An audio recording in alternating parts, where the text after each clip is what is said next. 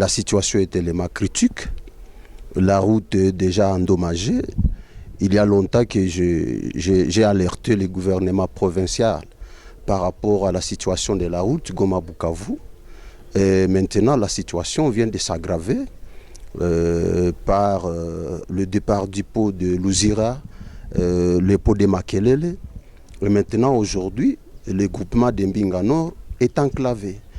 Pas seulement le groupement d'Mbinga Nord, monsieur le journaliste, c'est tout le territoire de Calais qui est enclavé.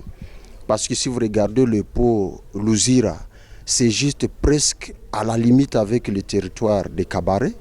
Si vous regardez le pont Makelele, c'est à quelques kilomètres de la limite entre la province du Nord Kivu et la province du Sud Kivu.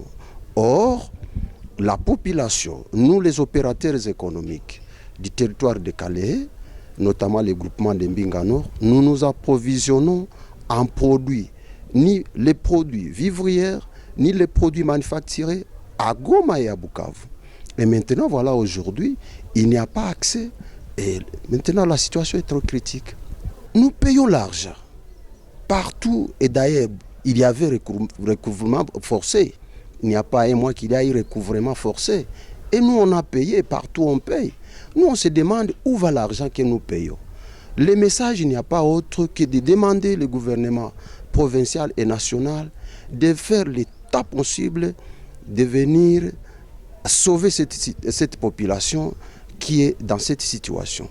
Et avant même de le dire, vous voyez, nous sommes en alerte à l'est de la RDC. Notre pays est attaqué par nos voisins. Alors, qu'est-ce qui peut servir même nos militaires? C'est cette route même qui relie les deux provinces. Et voilà, il n'y a pas à demander, c'est venir faire le mieux possible pour entretenir cette route. Nous payons de l'argent. Nous avons nos aînés qui achètent le carburant à l'étranger, de Dar es Salaam, de Mombasa, partout, qui amènent au Congo. Et ils paient de l'argent et notre service, le FONER, est là. Nous nous posons la question, l'argent qu'on paye, où est-ce qu'on amène cet argent?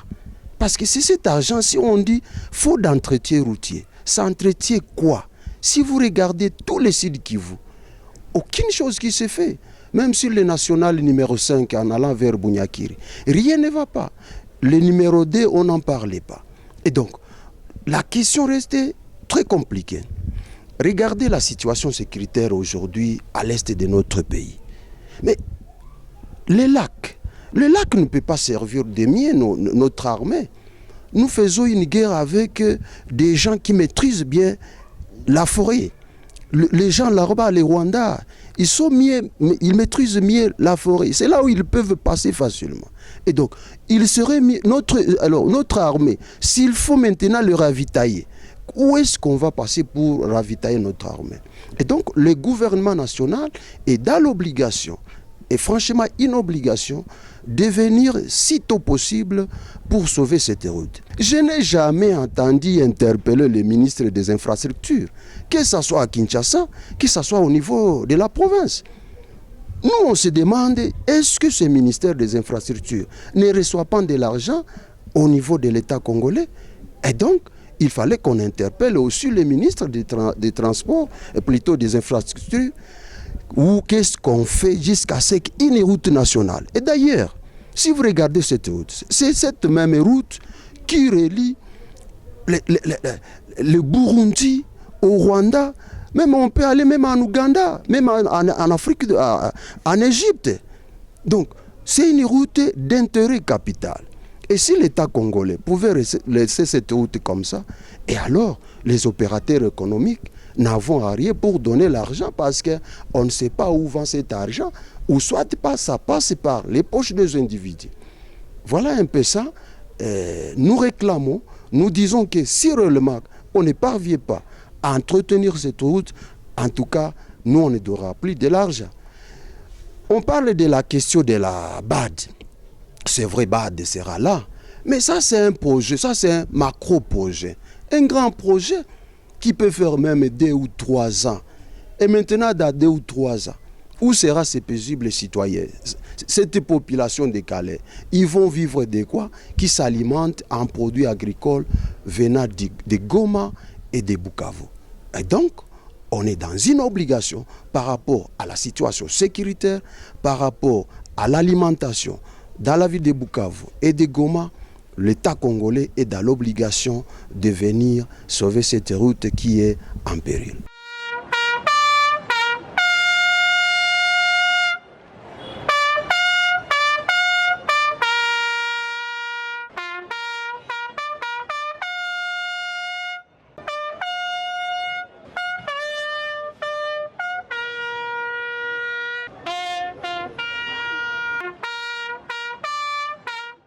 Hapa tunasumbuka, mamigezi zinabeba manyumba, zinabeba watu. Donge huku tunateseka sana. Tumekosa tuhamie mwingine gani yenye tuhamie hapo kusudi tutoke Nyaiwe inaishi. Mimi naambia serikali itusaidie. Iangalie namna gani. Donge yeye peke iangalie namna gani inaweza tutie kwenye ngwani tutie. Manyumba zinaenda. Mashamba zinaenda.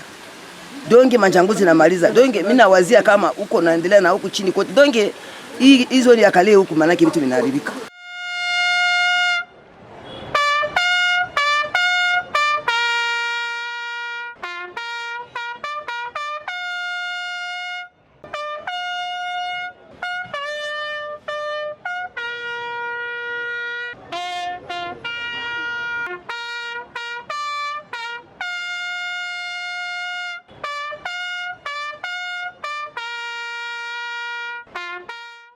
Bageni kwa leo nilijiuliza kama nilipishe, kama nife nini nimekosa. Kwa leo wanalala kwa bure, basi tunawasaidia kwa sababu tunaona habana nafasi ya kwenda. Wanakosa ni kwenda mbele ni kurudi nyuma, habana nafasi juu barabara inakatika ngambo zote. Tunaona gouvernement tusaidie juu tunaona hakuna bila barabara, hakuna ngizi tutaishi, njala imeshakuwa ngambo zote.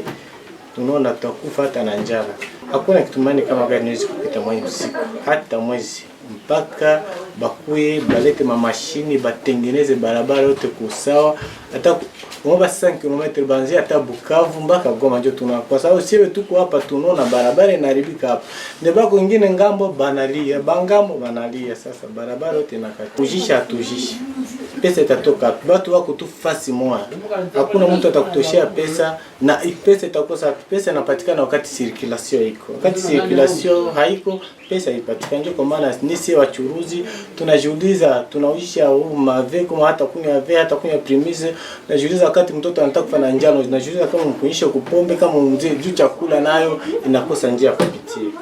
Bei inapanda kufuatana na transport kwa mmoja alibaki na kidogo yake njoo iko napandisha bei basi.